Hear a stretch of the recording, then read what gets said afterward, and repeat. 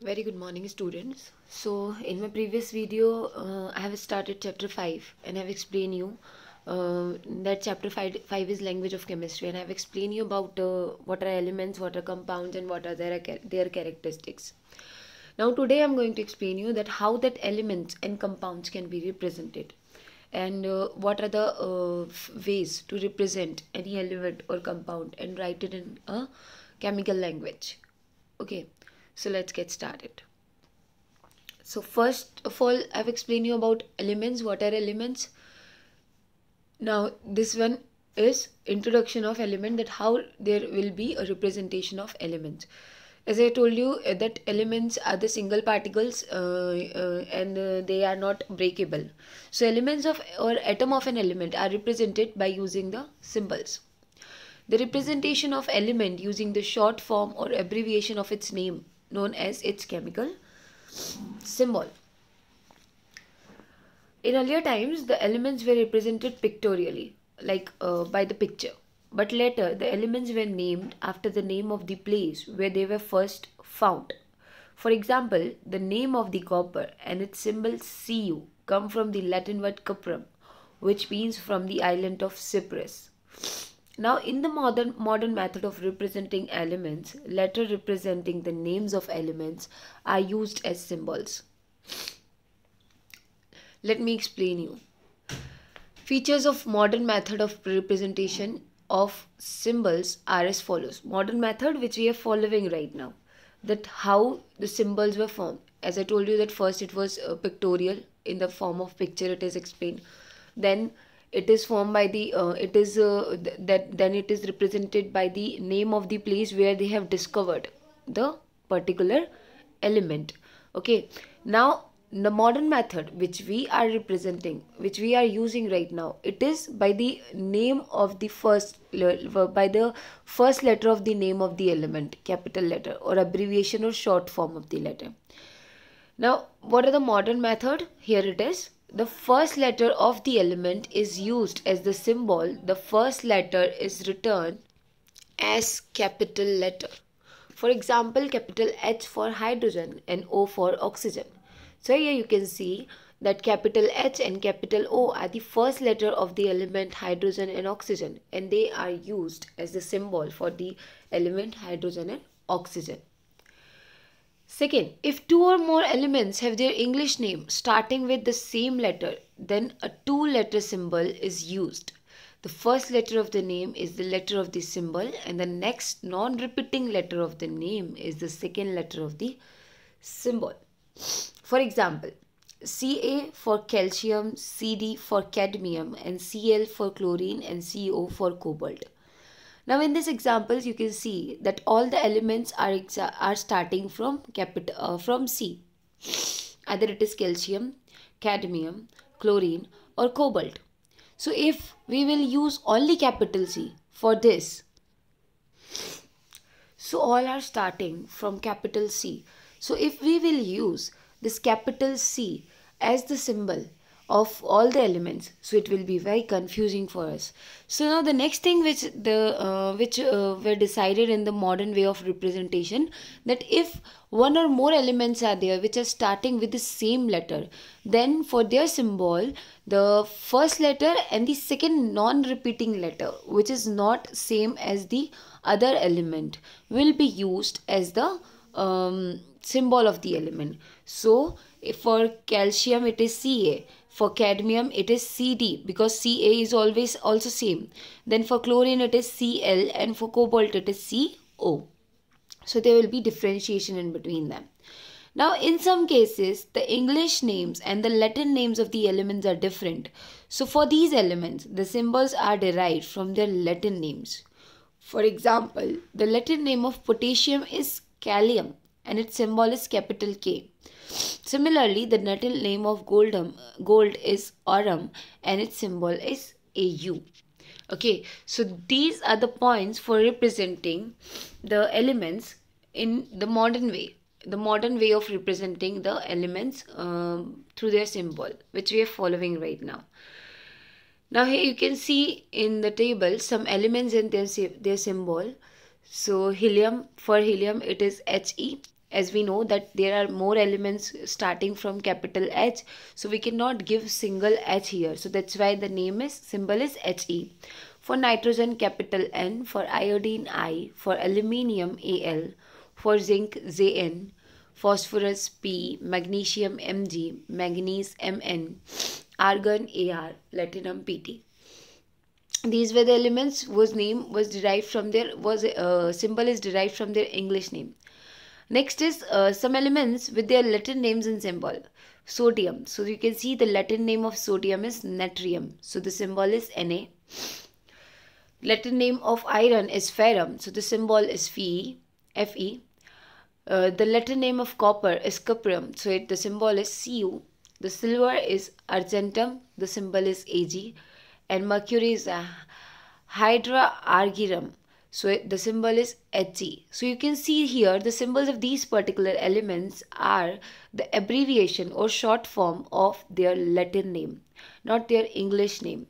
So some elements are there which have their symbols derived from their Latin name, and some are there, mostly are there, only very few are there which are having their symbol from the Latin name. Mostly have their symbols from the their English name. So this is all about the elements, that how they can be represented. Now we will move towards the compound. As I told you, compound is the combination of one or two elements. Okay, whenever one or two elements combine together, whenever two or more elements combine together, they form a compound. So for representing compound also there is always a unique way. So just as we represent elements by the chemical symbols, compounds can be represented by chemical formula. Chemical formula is the representation of a compound using the symbol of its constituent elements.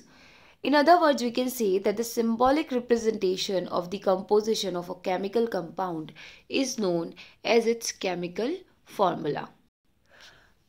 Now, what does a chemical formula do? A chemical formula exhibits the different elements present in a molecule of a compound and the number of atoms of each combining or constituent element it contains. For example, the chemical formula of carbon dioxide is CO2. That 2 is in subscript. Okay. So, this indicates that a molecule of CO2, that is carbon dioxide, consists of one atom of carbon, as you can see here, capital C, and O2, it means 2 atoms of oxygen. So simply this is the simplest example which I can show you, that here clearly it is visible for the from the formula of the compound, that the number of atoms, constituent elements, the number of atoms which are present in the compound, that how many atoms of the element are combined to form CO2, clearly visible from the formula. So this is the work of chemical formula. It gives us information about the combination of the compounds which are combined together, elements which are combined together to form a compound. So now steps to write the chemical formula of a compound. As there was a particular way to represent the element, that symbols were there and how they were abbreviated, short forms of the name of the element, first letter. So similarly, there is a way to represent compound also. So that the steps to write the chemical formula are: write the symbols of the elements or radicals that form the compound. Okay. Better to explain it through this. You can see here the first letter, like here they have taken the formula calcium chloride. Okay, so calcium chloride. So first what they have to do, that calcium and chloride, it is this compound is the combination of two elements. One is calcium and other one is chloride. So step 1, to write chemical formula, what is step 1? You have to first write the chemical formula of the constituent elements. So here we are having two constituent elements, calcium and chloride. Okay, so we will write the formula like this: calcium and chloride. The metallic part, positive ion of the compound, should always be written first, followed by the non-metallic part. So here calcium is the metallic one, so we will write calcium first, and chloride is the non-metallic one, it is non-metal, so it will be written after calcium. If the valencies are identical, cancel the valencies, and if the valencies are different, then interchange the valencies with respect to the symbols by making rows and return them as subscript. So here you can see valency of calcium is 2 and chlorine is 1. So it is written as superscript here. Okay, and then that these valency, firstly it will be written in superscript, then with the arrow. Now here we can see this 2 and 1 are not divisible by each other, so they will be interchanged by the arrow. You can see this cross arrow here. Okay, so valencies will be interchanged. Now what is the next step? The next step is, yes, so the next step is, if the valencies are identical, cancel the valencies, and if the valencies are different, then interchange the valencies with respect to the symbols by making arrows and write them as subscript, as I have shown you in the diagram. Now simplify the formula by dividing the valencies by a common factor if divisible. So as I have shown you that these valency are not divisible, it is 2 and 1. So this will be interchanged simply, and there will be common factor. If their common factor is there, it will be divisible and you have to divide it.